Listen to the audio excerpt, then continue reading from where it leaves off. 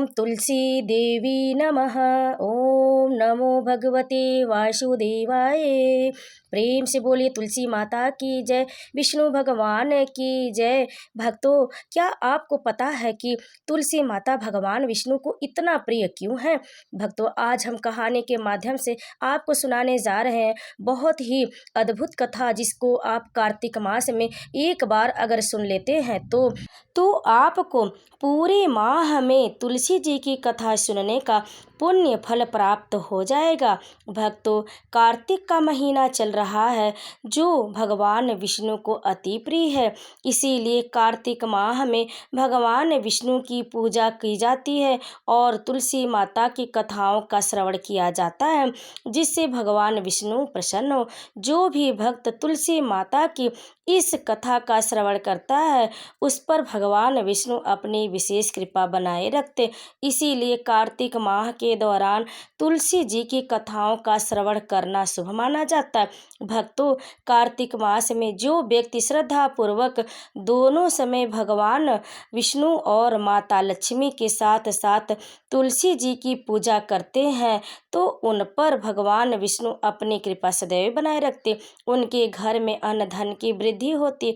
इसीलिए कार्तिक माह में पुण्य की प्राप्ति करने के लिए तुलसी जी का विशेष पूजन किया जाता है। तुलसी जी को सींचा जाता है, उनकी आरती किया जाता है, उनकी चालीसा का पाठ किया जाता है और उनकी कथा का श्रवण किया जाता है, जिसको सुनने से हमारा हृदय हमेशा शुद्ध और सात्विक बना रहेगा। उनकी कथाओं का श्रवण करना बहुत ही सौभाग्य की बात है। इसीलिए विष्णु जी की प्रियतमा तुलसी जी की कथा का श्रवण आज हम करेंगे, ताकि विष्णु भगवान भी प्रसन्न हो और तुलसी माता भी प्रसन्न हो, घर में अन्न धन की वृद्धि करे। तो भक्तों, चलिए बहुत ही श्रद्धा और भक्ति के साथ हम तुलसी माता की इस कथा का श्रवण अंत तक अवश्य करेंगे। तो प्रेम से बोले तुलसी माता की जय। आइए भक्तों, आपको बताते हैं कि तुलसी माता के साथ शालिग्राम भगवान विष्णु की पूजा क्यों होती, इसके पीछे की क्या कहानी है। ध्यान पूर्वक अंत तक अवश्य सुने। एक बार शिव ने अपने तेज को समुद्र में फेंक दिया था। उससे एक महातेजस्वी बालक ने जन्म लिया। यह बालक आगे चलकर जालंधर के नाम से महापराक्रमी दैत्य राजा बना। इसकी राजधानी का नाम जालंधर नगरी था। दैत्य राज कालनेमी की कन्या वृंदा का विवाह जालंधर से हुआ। जालंधर महाराक्षस था और महापराक्रमी भी था। अपने सत्ता के मद में चूर उसने माता लक्ष्मी को पाने की कामना से युद्ध किया, परंतु समुद्र से ही उत्पन्न होने के कारण माता लक्ष्मी ने उसे अपने भाई के रूप में स्वीकार किया। वहां से पराजित होकर वह देवी पार्वती को पाने की लालसा से कैलाश पर्वत पर गया। भगवान देवाधिदेव शिव का ही रूप धरकर माता पार्वती के समीप गया, परंतु माँ ने अपने योग बल से उसे तुरंत पहचान लिया और वहां से अंतर्ध्यान हो गए। देवी पार्वती ने क्रुद्ध होकर सारी घटना भगवान विष्णु को सुनाया। जालंधर की पत्नी वृंदा अत्यंत पतिव्रता स्त्री थी।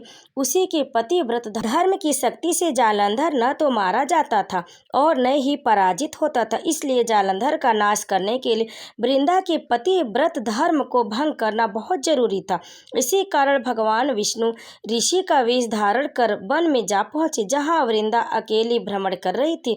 भगवान के साथ दो मायावी राक्षस भी थे, जिन्हें देखकर वृंदा भयभीत हो गई। ऋषि ने वृंदा के सामने पल में दोनों को भस्म कर दिया। उनकी शक्ति देखकर वृंदा ने कैलाश पर्वत पर महादेव के साथ युद्ध कर रहे अपने पति जालंधर के बारे में पूछा। तब ऋषि ने अपने माया जाल से दो बानर प्रकट किए। एक बानर के हाथ में जालंधर का सिर था तथा दूसरे के हाथ में धड़। अपने पति की यह दशा देखकर वृंदा मूर्छित होकर गिर पड़ी। होश में आने पर उन्होंने ऋषि रूपी भगवान से विनती की कि वह उसके पति को जीवित करे। भगवान ने अपनी माया से पुनः जालंधर का सिर धड़ से जोड़ दिया, परंतु शिव भी उसी शरीर में प्रवेश कर गए। वृंदा को इस छल का जरा आभास न हुआ। जालंधर बने भगवान के साथ वृंदा पतिव्रता का व्यवहार करने लगी, जिससे उसका सतीत्व भंग हो गया। ऐसा होते ही वृंदा का पति जालंधर युद्ध में हार गए। इस सारी लीला का जब वृंदा को पता चला तो उसने क्रुद्ध होकर भगवान विष्णु को शिला होने का श्राप दिया तथा स्वयं भी सती हो गई। जहाँ वृंदा भस्म हुई वहाँ तुलसी का पौधा होगा। भगवान विष्णु ने वृंदा से कहा, हे वृंदा, तुम अपने सतीत्व के कारण मुझे लक्ष्मी से भी अधिक प्रिय हो गई हो। अब तुम तुलसी के रूप में सदा मेरे साथ रहोगी। जो मनुष्य मेरी शालिग्राम रूप के साथ तुलसी का विवाह करेगा और इस व्रत कथा का श्रवण करेगा, उसे इस लोक और परलोक में विपुल यश प्राप्त होगा। जिस घर में तुलसी होती है वहाँ यम के दूत भी असमय नहीं जा सकते। गंगा व नर्मदा के जल में स्नान तथा तुलसी का पूजन बराबर माना जाता है। चाहे मनुष्य कितना भी पापी क्यों न हो, मनुष्य मृत्यु के समय जिसके प्राण मंजरी रहित तुलसी और गंगा जल मुख में रखकर निकल जाते हैं, वह पापों से मुक्त होकर बैकुंठ धाम को प्राप्त होता है। जो मनुष्य तुलसी व आंवले की छाया में अपने पितरों का श्राद्ध करता है, उसके पितर मोक्ष को प्राप्त हो जाते हैं।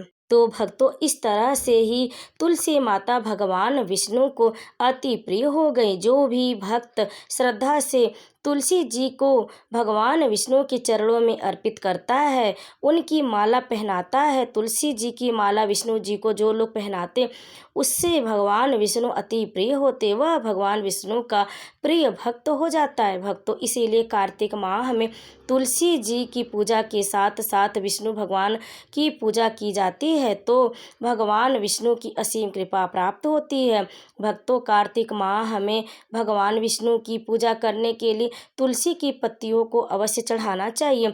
अगर आप तुलसी की मंजरी भी भगवान विष्णु के चरणों में अर्पित कर देते हैं तो आपको बैकुंठ लोक की प्राप्ति होगी। भगवान विष्णु आपकी समस्त मनोकामना पूर्ण करेंगे, आपके किए गए जाने अनजान में सभी पापों को नष्ट कर देंगे। इसीलिए भक्तों, कार्तिक माह में तुलसी जी की कथाओं का श्रवण करना बहुत ही पुण्यकारी होता, कल्याणमयी होता है। जो भी भक्त कार्तिक माह में तुलसी जी और शालिग्राम के साथ पूजा करते हैं तो उनकी समस्त मनोकामनाएं पूरी होती हैं।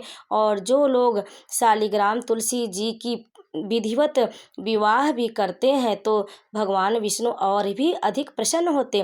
कार्तिक माह में तुलसी जी के साथ शालिग्राम का विवाह करने से विपुल यश की प्राप्ति होती है, बैकुंठ धाम की प्राप्ति होती है। यह स्वयं भगवान विष्णु ने कहा है। इसीलिए कार्तिक माह में हर भक्त भगवान विष्णु के साथ तुलसी जी का विवाह करते, विधि विधान से करते हैं तो उनका सुख सौभाग्य हमेशा बना रहता है, उनके घर में अन्न धन की वृद्धि होती है। भक्त इसीलिए कार्तिक मास में भगवान विष्णु के साथ साथ तुलसी जी की पूजा जरूर करनी चाहिए। जितना हो सके आप कार्तिक माह में तुलसी जी की पूजा करें, उनकी कथा का श्रवण करें, उनकी आरती उतारें और नियमित रूप से उन्हें जल से सींचें। कार्तिक माह में तुलसी जी के पौधों को सींचना बहुत ही पुण्य की प्राप्ति कराता है। भक्तों, इसीलिए हमें प्रतिदिन, वैसे तो तुलसी जी का हमारे हिंदू धर्म में बहुत ही अधिक महत्व है, प्रतिदिन पूजा होती है, लेकिन कार्तिक माह में तुलसी जी की पूजा का विशेष महत्व है, उनका महत्व अधिक बढ़ जाता है। इसलिए क्योंकि कार्तिक माह भगवान विष्णु को प्रिय है और भगवान विष्णु को माता लक्ष्मी यानी कि तुलसी जी अधिक प्रिय है। तुलसी जी को ही माता लक्ष्मी का रूप माना जाता है। इसीलिए घर में अन्न धन की वृद्धि के लिए तुलसी जी को पूजना बहुत ही शुभ माना जाता है। इसीलिए जो भक्त सच्ची श्रद्धा और आस्था के साथ माता तुलसी की पूजा करते हैं, उनके मंत्रों का जाप करते हैं तो उनकी समस्त मनोकामनाएं पूरी हो जाती हैं।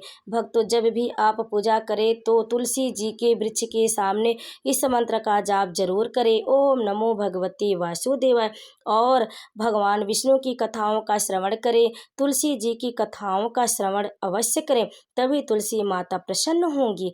भक्तों, तुलसी माता की कथा का श्रवण आप सभी अंत तक किए, उसके लिए बहुत बहुत धन्यवाद। भक्तों, प्रतिदिन आप तुलसी माता को सींचें और उनकी विधि विधान से पूजा करें, और तुलसी की जो पत्तियां रहती है वह भगवान विष्णु के चरणों में अवश्य अर्पित करें। इससे भगवान विष्णु भी प्रसन्न होंगे और तुलसी माता भी प्रसन्न होंगी। इस तरह से आप विधि विधान से कार्तिक माह में पूजा भी करें और उनकी कथा का श्रवण अवश्य करें, जिससे आपको पुण्य की प्राप्ति हो। तो भक्तों, कथा को अंत तक सुनने के लिए आप सभी का बहुत बहुत धन्यवाद। प्रेम से बोले तुलसी माता की जय, विष्णु भगवान की जय। ओम नमो भगवते वासुदेवाय।